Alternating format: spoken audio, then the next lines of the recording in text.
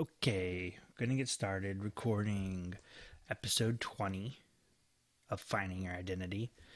This is the YouTube starter that I tend to record, and just wanted to clarify this is episode 20, and in the last episode I messed up and said 19 was 18, and you know, just let's pretend that didn't happen because this is 20. We're on to the next one. So I'm going to get started. Welcome back to Finding Your Identity. This is episode 20. And this episode, I wanted to do a little circling back on the topic that I covered in episode 10, which was finding your side hustle. And also, in episode 11, I covered building business identity. And after talking to some people, I see there's a lot of interest in side hustles. And it seems, it's kind of a big piece of someone's identity. If you have to work two jobs or if you enjoy it, that's great. But, everyone's out there kind of hustling to try to make extra money. And so I thought this would be a good follow-up episode and, kind of talk to some people about what their side hustles were.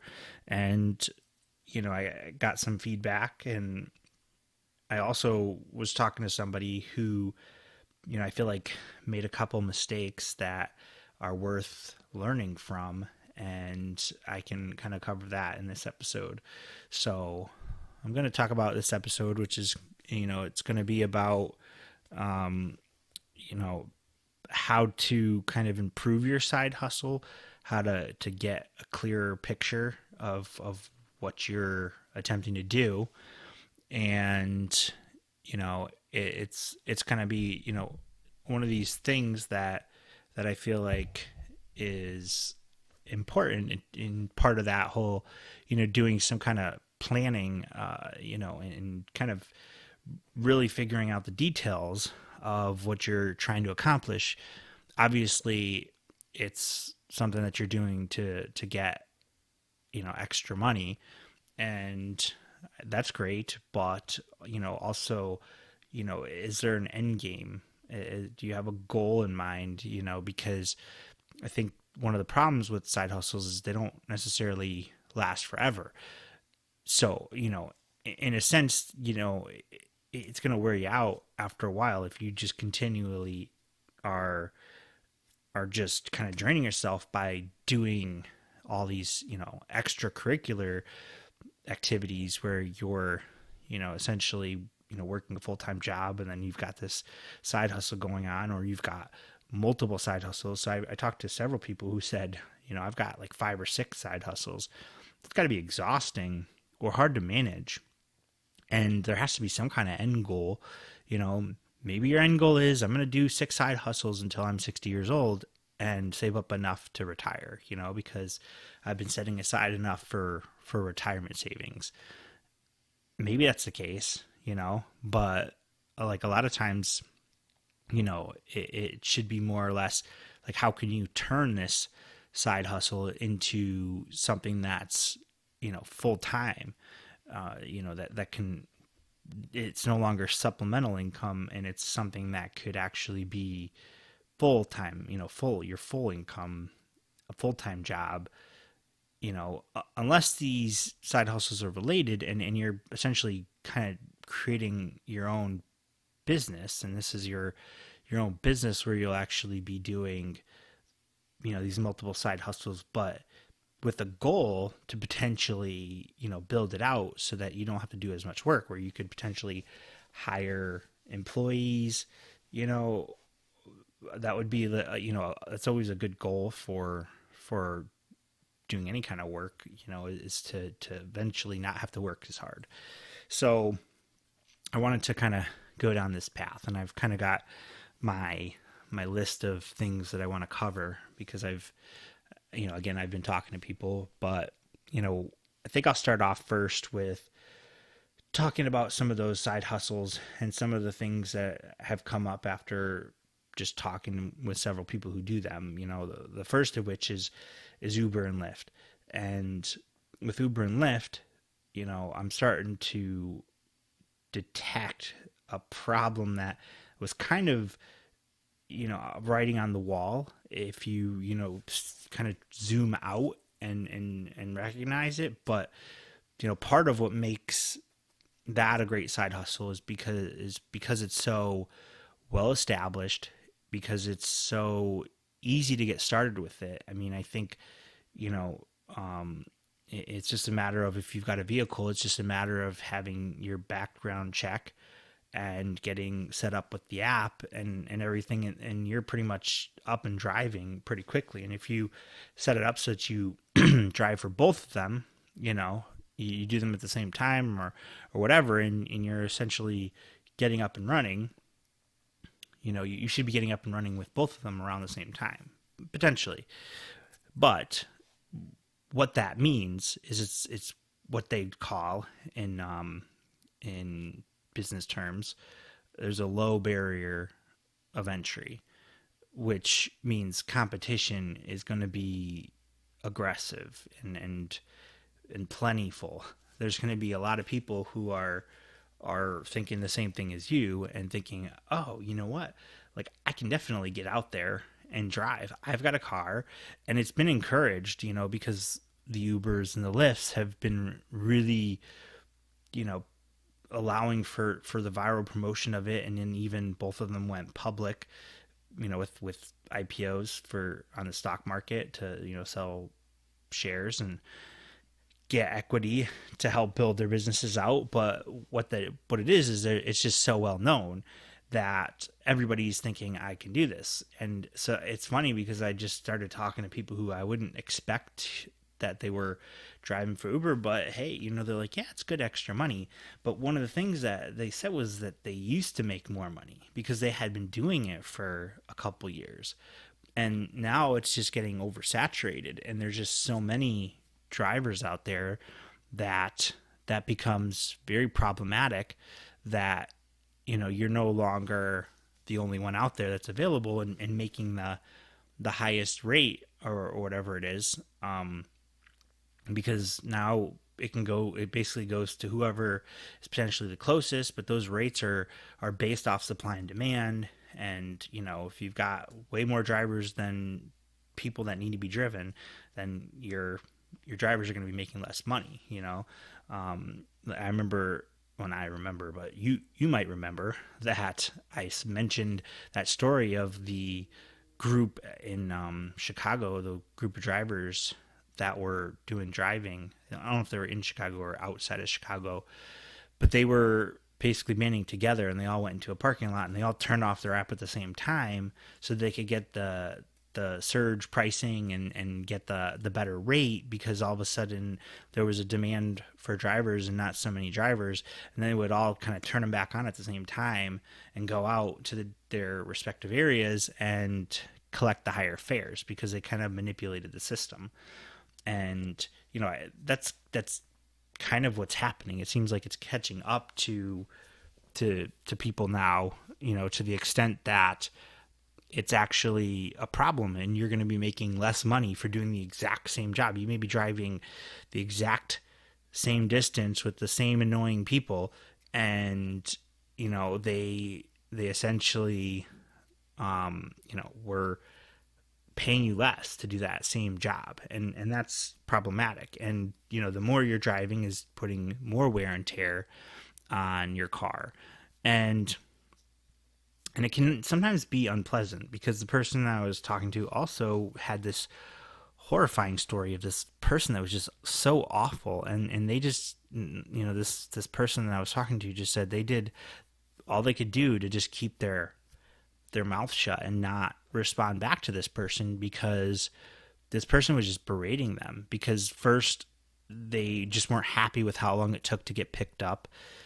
It was a situation where it was in a city. It was in the city of Hartford, and getting there with traffic was just a nightmare at the time. And so it was just one of those situations where, unfortunately, it just took longer to get there, and the rider was just kind of just going on and talking about how dumb this person that was the driver was, and just berating them and there's no mechanism in place for the drivers to rate the passengers. Like, they were saying that they could actually rate the drivers, or rate the passengers, but they're only allowed to give them 5-star rating. Like, they can put, there's just no way for them to give them a negative rating as a rider. But very easily you give somebody a reason to, and the rider will give a negative rating to the driver. So, that's the problem. I feel like that's a big problem. I know that this is how it is for Uber. I don't know if it's the same for Lyft, but I would throw that out there as a caution to anybody who's interested in doing the driving, those driving gigs that are like that. Now, another kind of more, I guess, popular, widely known issue that came up a couple weeks ago, I think it was sometime in August, but it was basically all of a sudden exposed that whenever you tipped through DoorDash, the money wasn't actually going to the drivers. And, it was DoorDash was basically pocketing the tips. Now, it turns out that this was all kind of known ahead of time, and the delivery drivers were not surprised by this, because they had agreements set up that essentially were designed to give them a flat rate. So the drivers were getting a flat rate, so that for people who didn't tip, it wouldn't have an effect on how much they made. So they already had this predetermined agreement with DoorDash, and DoorDash would say, okay, we're gonna give you, just to work with even numbers, like, we're going to give you $20 per delivery no matter what. But if somebody gives you a $20 tip on top of what we're already paying you, say we're giving you $10 for the delivery, and someone gives you a $20 tip, we're keeping the excess. Like, you're only going to get the $20, so it's not gonna, you're not going to get the excess over it. But if you got 10 deliveries and nobody tips you, you're still going to make $20 for each delivery. So that was the agreement they had. But and it's funny, because that's what the CEO had come out, and the PR machine was basically spitting this out and saying, no, this is how it was designed, and the drivers are cool with it. But the customers were not, because the customers were thinking to themselves, what the heck? Like, I'm not giving $20 tip to DoorDash. Like, I already paid DoorDash like X number of dollars for the fee that they're taking, plus bought my food. I'm tipping the driver. I'm tipping this delivery person. I want that money to go to them. But to think that it's not seems really shady. And that's essentially how they got into trouble. And I think they ended up having to adjust their policies because of it. And in all fairness, it was very misleading. Like, if the app was more specific and could intelligently say, this tip will not go to the driver, but they're getting a flat rate, and this is factored into that flat rate, and it helps them, like, it still helps them, so you should still give a tip, like, maybe explaining it a little bit better would have been helpful, but that wasn't the case. It was just kind of brushed over it and just not acknowledged, and that's where you run into big problems, because if you don't actually explain that to customers, that, like, the customers are going to think that they're being duped by the big corporation. So that's kind of problematic, and it ultimately hurt the brand and hurt the image, and then ends up hurting the drivers anyways. So DoorDash didn't really put too much thought in that, because obviously they were probably, I don't want to say obviously, but I'm speculating that DoorDash was making out more times than the drivers in that scenario. They were probably pulling in the extra money that was in the excess, because the flat rates may have been working out, but there's probably more instances where they were making out. I don't know. It feels to me that's a likely scenario and typical of big corporations, like kind of, yeah, whatever, we're getting the excess money, nobody knows about it, and the drivers are totally cool with it, so big deal. But now what are you going to do? Because now people are just like very, you know dissatisfied with the company. And another thing, like along the same lines, is there's been surveys of delivery people and drivers, and I can't remember the number specifically, but there was a certain percentage of them that had totally admitted to eating some of the food. If you were getting delivered McDonald's or something like that, you were getting, you were getting a meal that had a couple nibbles, or a couple fries stolen. Potentially food that was in small portions, like French fries, how they're parceled out, like stuff like that was taken away. So like, so easily, like just kind of swiped from it and you wouldn't know the difference. If it was something like you ordered 6 nuggets and you only got 5 nuggets, it'd be obvious.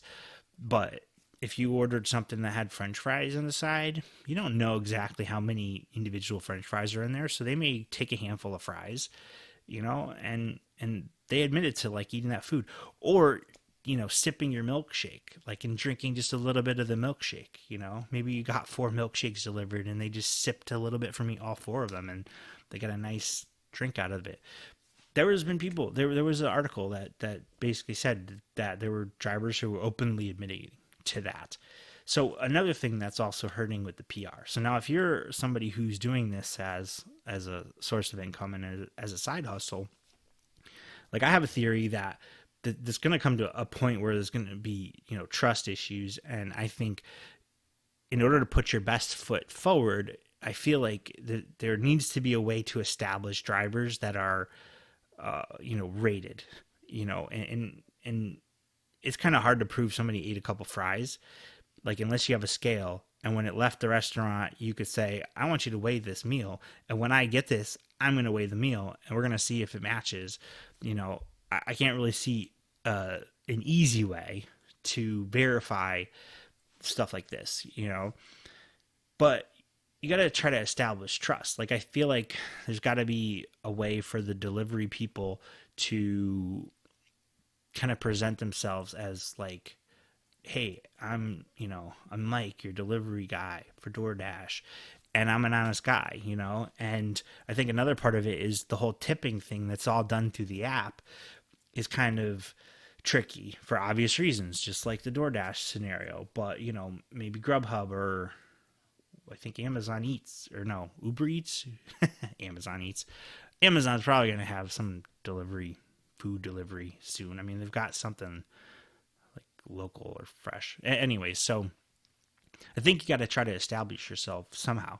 So maybe it's like dropping off an envelope or handing off a business card and just, essentially saying, hey, I'm your delivery guy and I'm a trustworthy guy, and, you can count on me to get deliveries.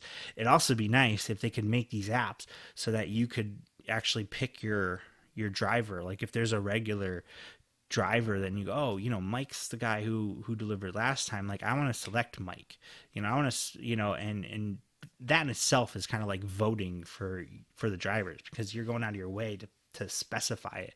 It's kind of like you're going to Supercuts, and it is just kind of a revolving door hairdresser, and everybody kind of just goes in and just gets their hair cut, and you typically just sit at the table or the chair that's open. But it's not to say that people don't request people, like, you walk in and you want Sally to cut your hair, because you like Sally and she's good with your hair. And even though it's just it's a $20 haircut place, like, you still want to kind of get something that's a little bit more regular, So to me, it feels like there could be some value in having something similar, going on with the delivery places, not just DoorDash or food delivery. Feels like that's probably the one that's a little bit more personal. Someone delivering a package, not so personal, but again, like I think going the extra mile, it's helpful, to kind of establish that rapport, because there's human interaction that's going on, and it has to happen, you know. And that one with food delivery is more personal, because it's not going to just be left on your doorstep. It's not going to be stuck in your trunk because you've given them a special key code or something like that, like Amazon does. Like, this really needs to be a human interaction type of transaction. So I think going the extra mile as a delivery person, saying, hey, I'm Mike. I just wanted you to know who I am, and I'm not just some, random faceless person who's just delivering your food. It's kind of like you deliver or you order pizza enough from the same place, and you're going to actually see the delivery person pretty frequently, and you're going to kind of get to know them by name, and maybe you're going to give them better tips because you know them. And that's all I'm saying is, I think there needs to be some kind of paradigm shift here to establish a system like this, to just make people feel more comfortable. So if you hear this, DoorDash, this is an idea that you can say you got from Derek McKinney on the Finding Identity podcast in every commercial where you mention it, because I'm giving you the idea. So feel free to steal it with attribution. Thanks. Now, I think along the same lines, I want to vent a little bit about Amazon and their package delivery, because sometimes it's frustrating. I mean, first of all, like, I've had issues with them. Seems like they offer Sunday shipping. Sunday is a delivery day, and more often than not, it doesn't show up. And this was for a while, right? But then they put a distribution center in Bristol, Connecticut, which is not too far from where I live. And all of a sudden you got a distribution center, and I made a complaint. I said USPS, the United States Postal Service, said they weren't delivering. I think the mailman that worked on the weekends just didn't feel like coming out here if he didn't have enough packages, so he just wouldn't come out. And they'd always report it missing, which was always frustrating. Sometimes a stupid thing would get sent back.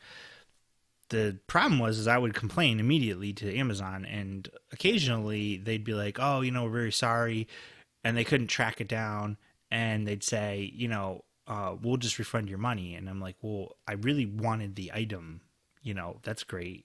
And like, well, if the item still arrives, you can still have it. And I'm like, okay, that's interesting, but not a great system. That feels like a loss leader type scenario, but whatever. So I kind of was just going at that rate where I just call, because, if your packages are, there's a guaranteed date. And that's one of the things that the Amazon is known for. And I'm paying whatever I'm paying. What is it, $130 a year for this service that they keep kind of jacking up the price, but I don't think they're giving me any more value. They're kind of saying, oh, well, you've got Amazon Prime, TV or whatever, and music. I don't use either one of those, because I don't think they're that great. And I don't think you should be telling me it's going to, justify going to 140 or 150, anytime soon, because it's still the same offering as, I was paying originally. It was $79 a year for free second day delivery, and now it's like, okay, well, now you get the 1 day delivery, because I was willing at the time to pay the $3.99 for 1 day delivery if I really felt it justified. So now I feel like, okay, maybe now they finally caught up to that reasoning to charge, the justification of charging the $130 a year, because now they can actually deliver it the same day, because they've got so many distribution warehouses throughout the country that it makes it possible. So, my thought is okay, that maybe can justify it, kind of pushing it. I feel like when they bumped it up from 79 to 89 or even 99, maybe that was a price point that could have been justifiable. And really, it's like they've kind of backfilled into that price point by offering that 1 day shipping option, And there's still kind of a caveat to it because you got to order, at least in my area, you got to order at least $35 worth of stuff to get that most of the time. So, anyways, that's my rant about Amazon. I use it all the time. So it's my, I feel like it's one of those things I've kind of accepted the evil into my life a little bit because I use it so frequently and so often, but it's a matter of convenience, but I feel like they're going to be on the fringe of you got to be careful. They got to figure out how they're going to toe the line here because I feel like they could easily hit the button and raise the price and I would jump ship, like and find it's not worth it, because I feel like there's going to come a point where your competition with Target or Walmart or Best Buy even might potentially just become a better, more viable option.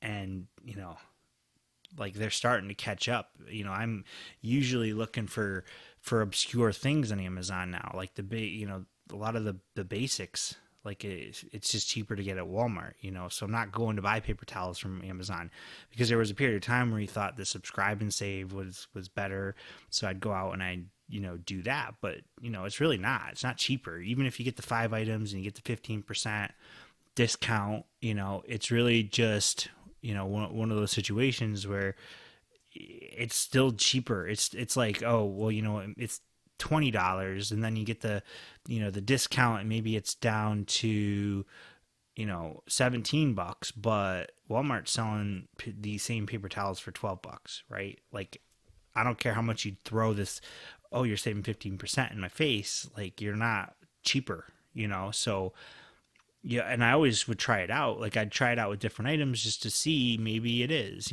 so that I think that's kind of a big factor in some of my frustration because they're going to reach a point where it really almost seems like it's not worth the headache, like to deal with it, because if I can not walk, but if I can drive 5-10 minutes to a store and pick it up and have it, versus maybe getting it the same day.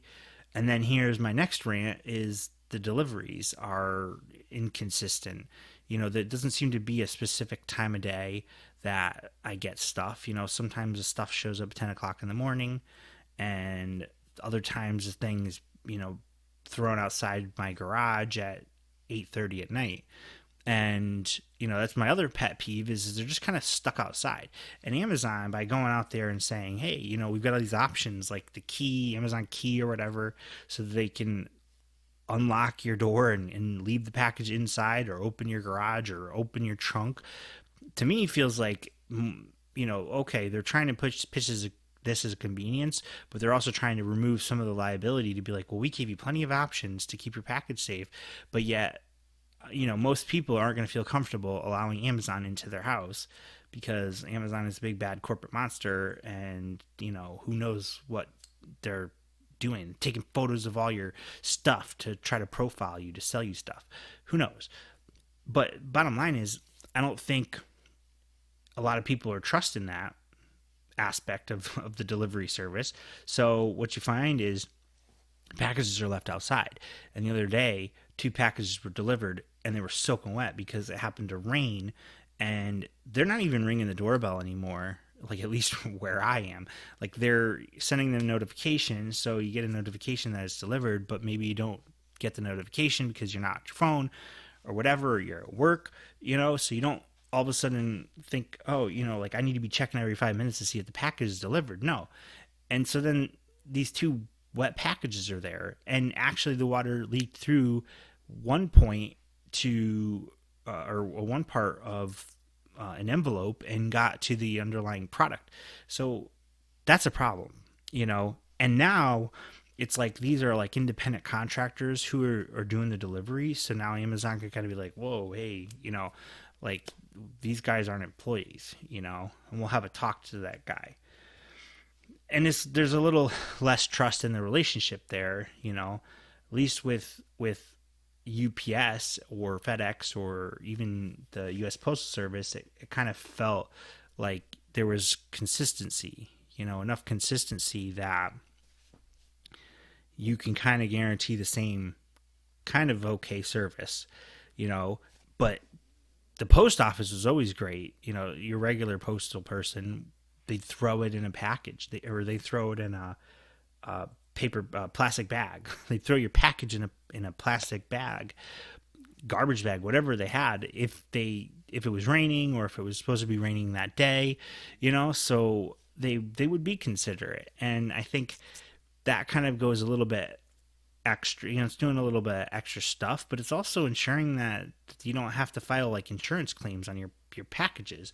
But with Amazon and these deliveries that are basically these delivery drivers, and this new method is bypassing UPS and FedEx and US Postal Service. These guys, like, they throw it on your doorstep and they take a picture of it to prove it was delivered, but they don't really care where it's placed. And a lot of the whole package theft that happens during the holidays could potentially be avoided if they were conscious of where they're placing stuff. Maybe they're trying to put it somewhere where it's hidden, or sometimes the envelopes, they'd stick inside the door, between the screen door and your actual door. So there's stuff like that you kind of lose out. Like they're I don't know if it's just they're trying to figure this out, or the fact that they're just independent contractors who are doing this as a side hustle, who just don't give a crap, and they're more about quantity than quality, because maybe they're getting more money they're getting paid per package, right? So they're potentially going to make more money the more that they can do to deliver things. So I just think that's one of the problems that's kind of facing this service, I guess. The what do they call it, shared ecosystem, sharing service, whatever you want to call it. It's becoming so popular, and side hustles are developing out of thin air over it.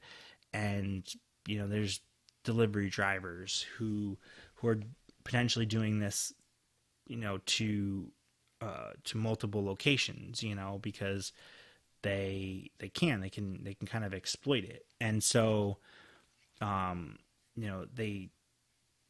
they work long hours and they're working hard or whatever, but you're stretching people too thin, and this is the kind of results that you're going to get. Last part of my Amazon rant here. This is something that was a story that was just told to me, and it was about a rude Amazon driver who essentially pulled in, and they parked in a spot that was a dedicated spot because it's a condo complex, and the driver was sitting there and filling out paperwork or something like that.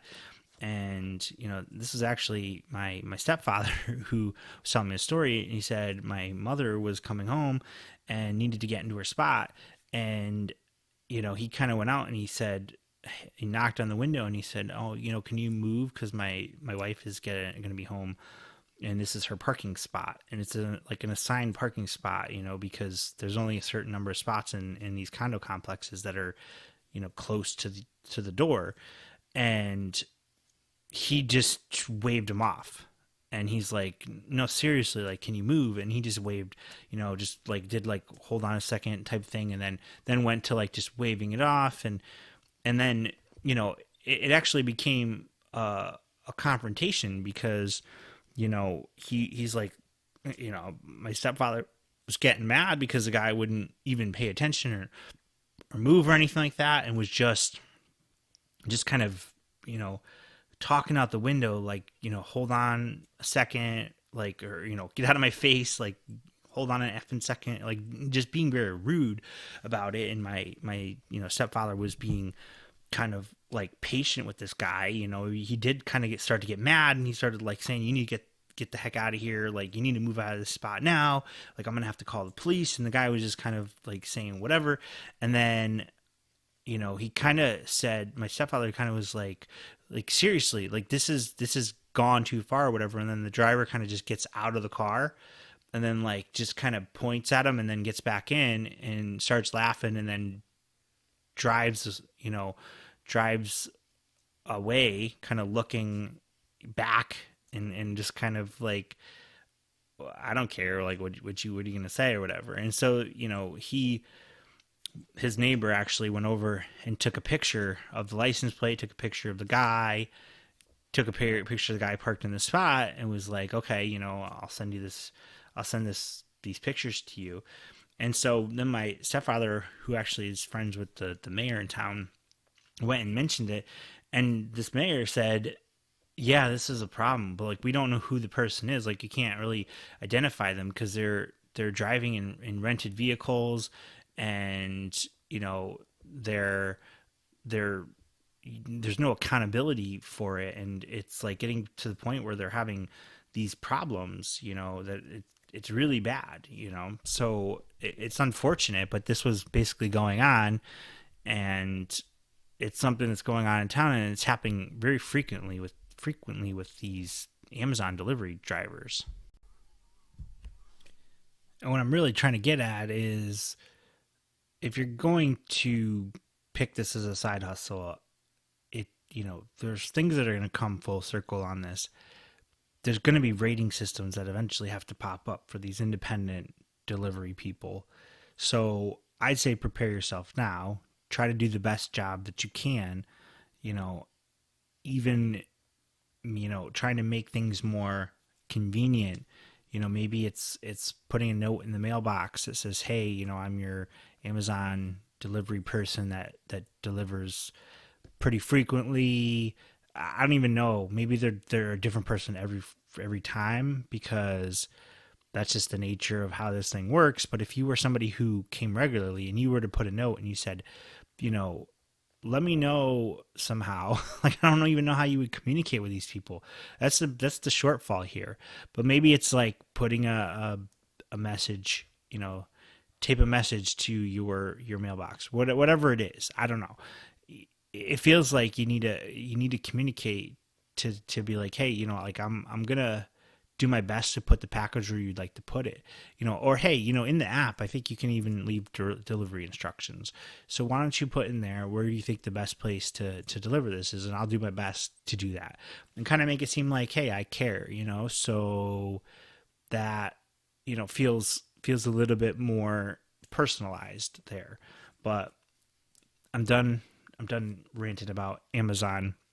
I think it's something that's going to be coming eventually. I think it needs to be considered, because it's just something that is going to be needed in order for the system to evolve. It's going to need some kind of rating system. So I'd look out for that. So next, I want to talk about some things that are I think pretty important when you're considering you're building your business, you're building, something that has some kind of digital presence, let's say, so you have a website or you have an app, and you've done something where you've just, you've made some money and you've decided, hey, you know what, I think I'm going to start to invest in this and try to build this up some more, so I'm going to, evolve this, and this website, is my centerpiece of my business. So I need to make it really good. I need to go hire somebody and make sure that this is a really well-made website, or I need an app in order to accomplish what I need to do. So I need it to be a really well-made app. So I'm going to go out and I'm going to hire somebody. Here's the problem. People, and this is a PSA, because people don't often think through all the way to the end of this, this project that you start with somebody. And what I mean is, it's great to be like, okay, I'm going to go have somebody build me a website, but you need to make sure, absolutely, that before you pay for the services that were rendered for that website that you commissioned to be made for you, before you pay for anything, you need everything. You need all the access. You need all the credentials, any passwords. You need to know how you can take over this website from this point, because otherwise you're going to be heavily in the debt of the person that essentially created that, for you, because you're going to have no choice but to rely on them if you need any kind of changes made, or you need anything done, like anything done with it. Like, there's a problem, maybe there's a security problem with it, there's vulnerabilities in the code or something, and you need stuff done, and you're going to be forced to have to work with that person. So you should always say, I want you to send me a zip file of the entire site that you just built me, and I want all of that sent over with all the information that I need to know. And this should really be established before you even sign a contract to start the work with somebody, that you need to find out from them up front if they provide this type of delivery of the product up front. Because if they don't do business with them, because there is no reason why you can't get the entire project wrapped up and sent to you afterwards. And if they give you this BS line, which I've heard in the past, that it's a container, like this is more for apps, but if they're essentially trying to explain it as well, it's all proprietary how this all works, and you're just we've just kind of branded this to you, but we don't want to expose what our proprietary code is. That's just crap. And just be like, well, I don't want to do business with you. I want to be able to say that I paid you $5,000 for this, and this is mine, and I bought this website. You built me a template, you created all these assets, the image assets. I want to know that I'm going to own this at the end of it. I want to walk away with this, and it's going to be mine, because that's very important, especially because you may just need to commission it to be built initially, but then you may find somebody who's going to need to work on it regularly, and as you build, you are going to hire somebody that's going to do that work for you. So that's important. Make sure you own it, or you get what you own, because you bought every aspect of the website. You asked them to build you a logo. You need the files that are used to create the logo, not just the logo itself that they're going to hand off to you. You say, I'd like the files. I'd like the Photoshop files, or the Sketch program files, or Adobe whatever files, Illustrator, whatever software they're using to build that file. Say, I want that. I want those raw files that I could then go in and have somebody else manipulate this, or figure out how to do it myself, and I can walk away with it, and I can actually own it, because I commissioned this to be done, and I want to be able to do stuff in the future. So very important that you take that step to make sure that you have any kind of access you need. It's being hosted on some Wix server or Squarespace server. I want to know, how do I log into it? What's the username and password for the administrator account? Because I don't want some, lowly member account. Like, I want the administrator account, and I want to be able to do anything that I need to do to manage this website. Make sure that after this thing's delivered, you go and inspect how the payment system is set up. If it's linked to PayPal, you need to make sure that you can control every aspect of your website. So, and rule number 1, always buy the domain yourself, or have the domain like through an account that's your own account. And maybe somebody has to walk you through how to actually purchase the domain, but you buy it. I always make my customers, whenever I'm building websites for them, buy the domain, because I don't want to be responsible for it. And then I sometimes get like temporary credentials to log in to wherever it was purchased, so that I can go update the DNS records, because I need to point it to a specific host. If it's not hosted by the same company that I bought the domain through, or they bought the domain through. So I always encourage that. You always buy the domain outright yourself. You need to own the domain. You don't want to get in a situation where you find out you don't actually own the domain. Web developer X, who is notorious for doing this. Like, I don't know, but he basically gets you in that position where it's really bad, because now you come to find out that you've built a brand around this and you don't actually own the domain. And then all of a sudden he's holding it hostage for more money, so you got to make sure you own the domain outright. And domains are cheap, so it's not something you need extra capital for. $12, $15, $20 at the most. I think you really just need to be focused on whatever you're paying somebody to do. Like, you need to own all of it 100% outright. And I think with apps, consider really hard whether you think it's necessary to build an app, because a lot of times you think, oh, well, because the users are on their phones, and you don't want them to have to go into Chrome and then remember a website address, but honestly, it's not a big deal anymore. It's pretty easy, and browsers have gotten really, really good at rendering stuff to look very good on a mobile phone. And another rule is to make sure that you're building your apps that are your websites, to look kind of like apps. And when I say that, I just mean make sure it works on a mobile device. They call it building it responsive, mobile responsive, whatever the term you find out what it is. When you're having somebody build your website, you make sure you say, I want it to look good on a mobile phone too. And there's more than just the look in from a user perspective. But Google won't even render it in search results if it's not mobile ready. Because if it's not, when Google indexes the sites, they now index it and they find, oh, hey, this is mobile. This is mobile friendly. This is a mobile ready site. So I'm gonna kind of mark it as such, and I'm gonna show it in search results as someone searching on their mobile phone for a mobile or for search result, some search term.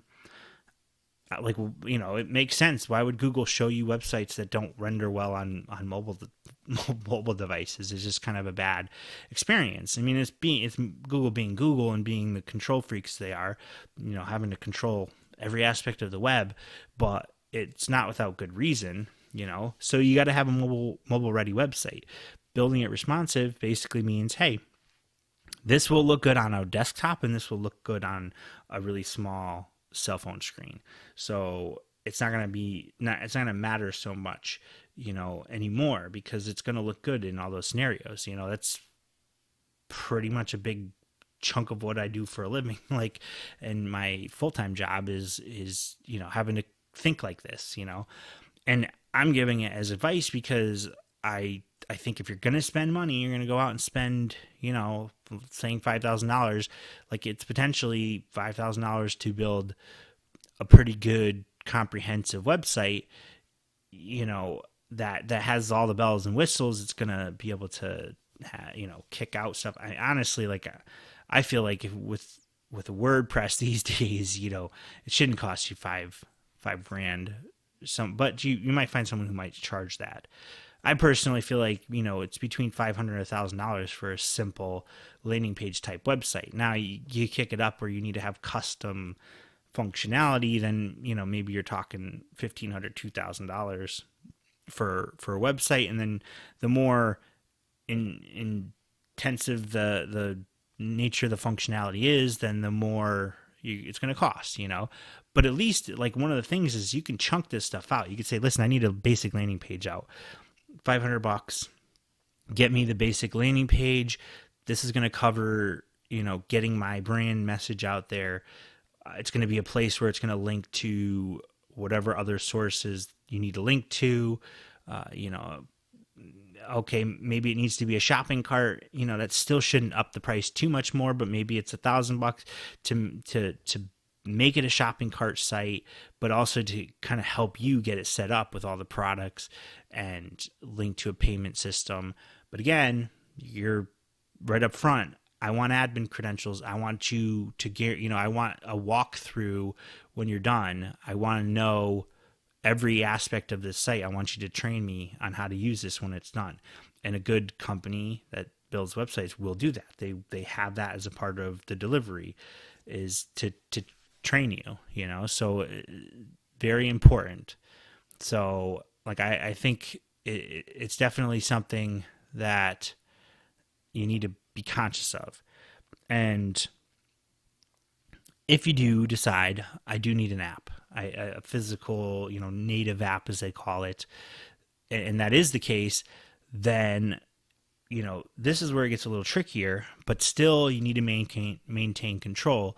And I'd say what you need to do is you need to make sure you set up the accounts that are going to be the point of access or the point of submission for the apps. So you need to make sure that this is an account that you fully control, where the apps are going to be uploaded. So there's going to be a package for the app that just like kind of zip file thing that these the developers are going to have to create, that they're going to have to go into the system. So in Apple or in Google, a file actually has to be uploaded. It's called a binary file, but this file has to be uploaded because that's the actual code for the apps.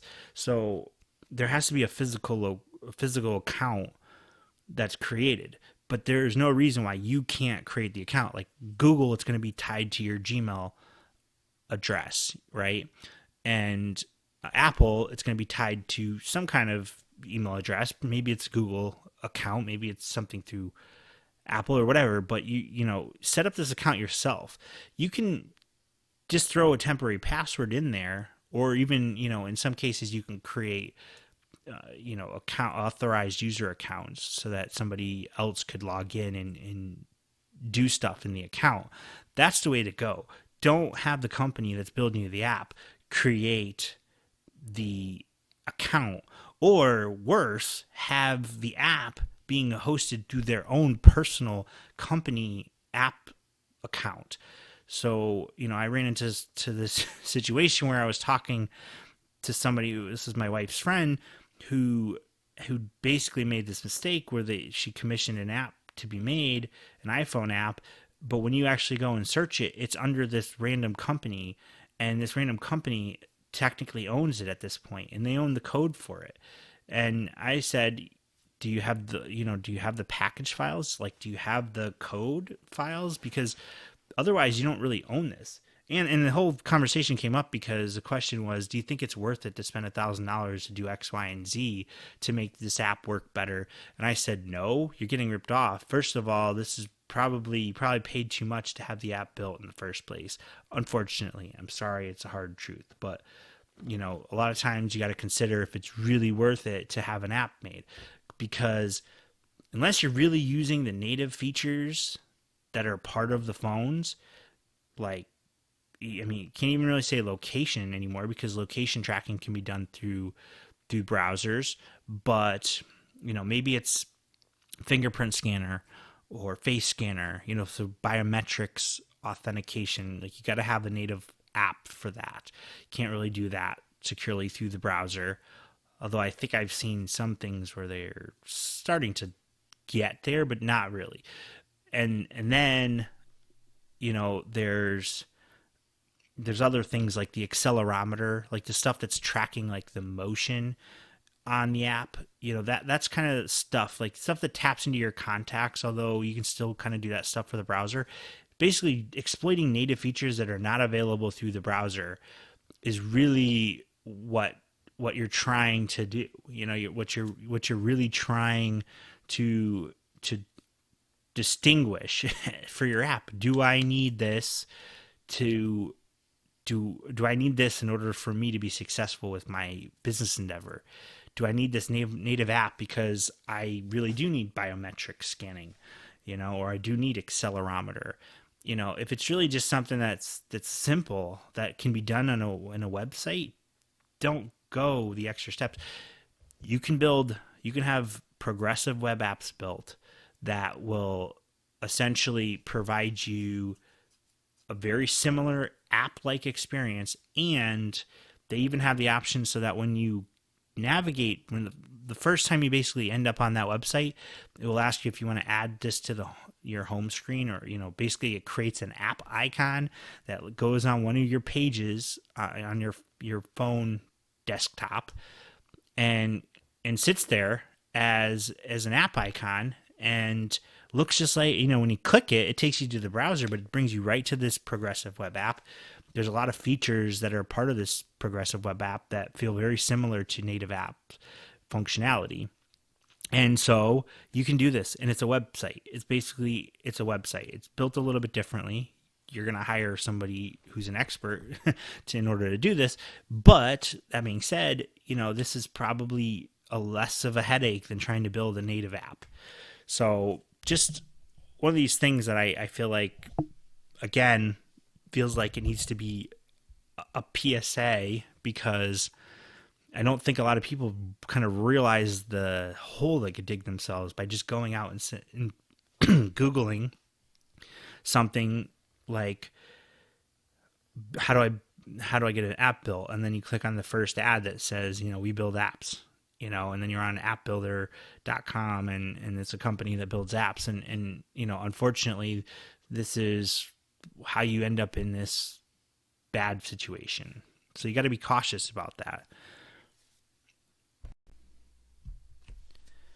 So just have a couple more things that are on my mind to kind of give as guidance when considering, mainly when you're building this website, because I really have a hard time believing that it makes sense to build a native app, again, for the reasons I mentioned, and for a lot of the things that you need to do to start out, where you may be at that second tier of growth. You got your first tier where you really don't have a website. You're just kind of hustling and struggling to just get something going, unless the whole basis of your hustle is that you have to funnel everything through a website. Then again, you're starting at this step. But however you end up here and you're at this website, and I really think you should start there. Even if you want an app, you should still start at the website level, because a lot of that's going to help you in a less expensive way figure out what you're really looking to accomplish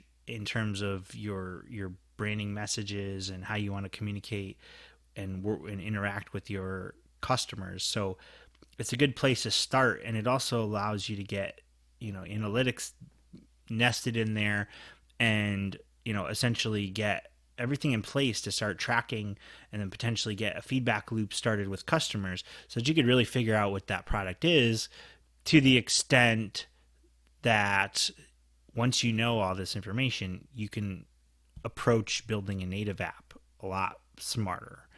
So building the website, a couple things that I think is important, and what I think is the most important thing, and you always got to consider this is how am I going to get found on the internet?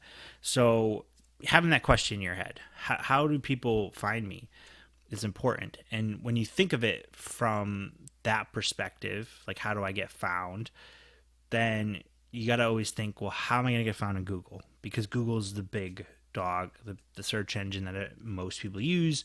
So if someone is Googling something, how am I going to show up? I like to think a domain name can have a lot of power just by having it, the name of the domain, represent what you're trying to do. So that being said, if somebody were to Google whatever your product is, so I'll go way back to the episode where I talked about t-shirt business, and what did I call that? I forget what I named my fake company. Now I can't remember it. It was something, Fun Puns. Maybe it was called Fun Pun T-shirts. So funpunt-shirts.com. You buy that domain, right? Or you can't, because I bought it. Or maybe I didn't. But it's my name. It's kind of long. Considering these days that so many websites or so many domains names have already been bought, a lot of times you end up having to buy long names. So there probably is a Fun Pun T-shirts.com out there that somebody else owns, and sometimes it's owned by companies who just harvest domain names and hope that somebody will need it and will be willing to pay a couple $1,000s to buy the domain, but essentially you have the name of what you're trying to do with your business in the domain name. That will go so far.